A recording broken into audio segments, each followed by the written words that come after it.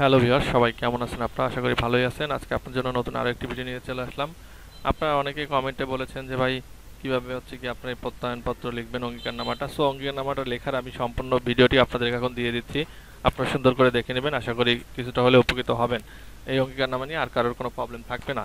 So আপনারা জানেন যে জাতীয় বিশ্ববিদ্যালয়ে মাস্টার্স নিয়মিত 2022-23 শিক্ষাবর্ষে যে ভর্তি হচ্ছে তার জন্য কিন্তু এই অঙ্গীকারনামাটা প্রত্যেকের পূরণ করা বাধ্যতামূলক। সেই ক্ষেত্রে এই অঙ্গীকারনামা অনেক পূরণ করতে পারছে না, তো আপনাদের যারা পারছেন না তাদের জন্য এই ভিডিওটি আপনারা দেখেন। আর এই অঙ্গীকারনামা কিন্তু অবশ্যই স্ক্যান করে জাতীয় বিশ্ববিদ্যালয় ওয়েবসাইটে দিতে হবে। দেখেন, আপনি নিম্ন স্বাক্ষরকারী জাতীয় বিশ্ববিদ্যালয়ের অধীনে 22-23 শিক্ষাবর্ষে মাস্টার্স নিয়মিত প্রোগ্রামের আওতায় আপনি কোন বিষয় নিয়ে পড়েছেন, ঠিক আছে? আপনি যে বিষয় নিয়ে পড়েছেন সেই বিষয়টি এখানে দিবেন। সো ধরেন আপনি হচ্ছে গিয়ে ব্যবসায় শিক্ষা বিভাগের হিসাব বিজ্ঞান নিয়ে পড়েছেন, এখানে লিখবেন হিসাব বিজ্ঞান।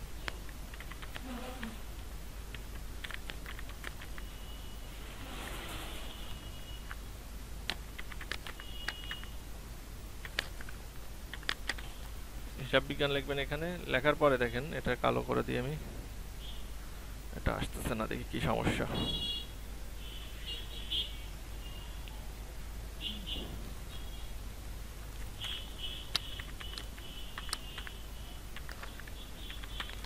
আমি হিসাব বিজ্ঞান লিখে দিলাম। আমি হিসাব বিজ্ঞান নিয়ে পড়েছি ধরেন সাপোজ, ঠিক আছে?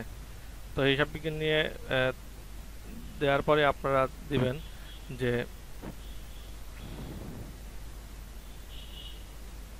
আমি সুন্দর করে উপরে লিখবেন। এরপরে দেখেন নাম লিখবেন। কি বলেছে? হিসাব বিজ্ঞান বিষয়ে ভর্তির জন্য অনলাইন আবেদন করতে ইচ্ছুক। এর লক্ষ্যে আমি বিশ্বস্তের সঙ্গে অঙ্গীকার করছি যে জাতীয় বিশ্ববিদ্যালয় অন্য কোনো বিশ্ববিদ্যালয়ের অধীনে কোনো শিক্ষা কার্যক্রমে বর্তমানে আমি ভর্তি অধ্যয়নরত নই। ছকে বর্ণিত আমার সকল তথ্য সঠিক। এরপরে আপনার নাম দিবেন। ধরেন আমার নাম দিলাম,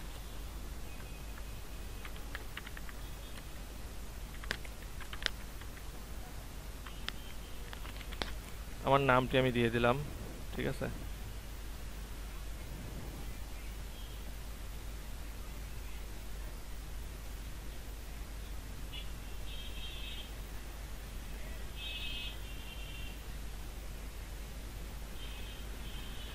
এখনো আসছে কেন আমি জানি না, আই ডোন্ট নো। সো আমি সুন্দর করে লিখতেছি।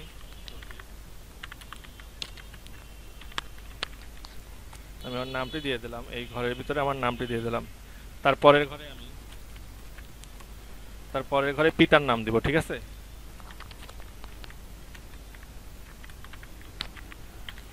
আপনারা আপনাদের পিতার নাম দিয়ে দেবেন এখানে, ঠিক আছে? সঠিক নাম সেটি দেবেন। মাতার নাম দিবেন। মাতার নাম দিয়ে দিলাম। আমার জন্ম তারিখ দিয়ে দেবো, সাপোজ ধরেন আমার জন্ম তারিখ দিয়ে দিলাম একটি, যে কোনো একটি। তারপরে জাতীয় পরিচয়পত্র নম্বর দিবেন, আপনাদের যার যেটা আছে, ঠিক আছে? সো সেই জাতীয় পরিচয়পত্র নম্বরটি দিয়ে দিবেন। তবে স্নাতক পর্যায়ে উত্তীর্ণ পরীক্ষার নাম, আপনারা এখানে যদি অনার্স পড়ে থাকেন অনার্স, আর মাস্টার্স পিএলই যদি করে থাকেন তাহলে মাস্টার্স পি লিখবেন। সো আমি অনার্স করেছি সেজন্য এখানে অনার্স লিখতেছি, কিংবা বিবিএ অনার্স, কিংবা স্নাতক পাস, স্নাতক সম্মান, যে কোনো একটি লিখতে হবে, ঠিক আছে? সো আমি স্নাতক সম্মানই লিখলাম, স্নাতক সম্মান, ঠিক আছে? পাশের সন 2022, পাশের সন 2022 দিলাম। এরপরে রোল নাম্বার, তারপরে রেশন নাম্বার দিয়ে দেবো একটি, যে কোনো আপনাদের যে রেশন নাম্বারটা সেই রেশন নাম্বার দিবেন। তারপরে প্রতিষ্ঠানের নাম, আমি যে প্রতিষ্ঠানে পড়েছেন, আপনারা যে প্রতিষ্ঠানে পড়েছেন সেই প্রতিষ্ঠানের নাম দিবেন। কেমন?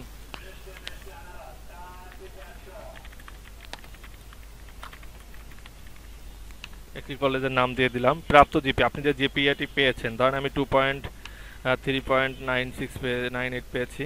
তো এরপরে মোট স্কেল কত? 4.00, ঠিক আছে? এইভাবে আপনারা পূরণ করার পরে আবেদনকারীর পূর্ণ নাম দিবেন, উপরে আপনাদের সই দিবেন, পূর্ণ নাম, স্বাক্ষর দিবেন, ছোটো স্বাক্ষর দিবেন এবং তারিখ দিয়ে দেবেন এখানে, ঠিক আছে? তারিখটি আমি দিয়ে দিচ্ছি। সো এইভাবে হচ্ছে কি আপনারা অঙ্গীকারনামাটি পূরণ করবেন। যদি কারো কোনো সমস্যা থাকে আমাকে কমেন্টে জানাবেন, আমি আপনাদেরকে আবার বুঝিয়ে দেবো। সো ভালো থাকবেন, সুস্থ থাকবেন, এই কামনা করে বিদায় নিচ্ছি। আবার দেখা হবে অন্য কোনো ভিডিওতে, অন্য কোনো দিন। আল্লাহ হাফেজ।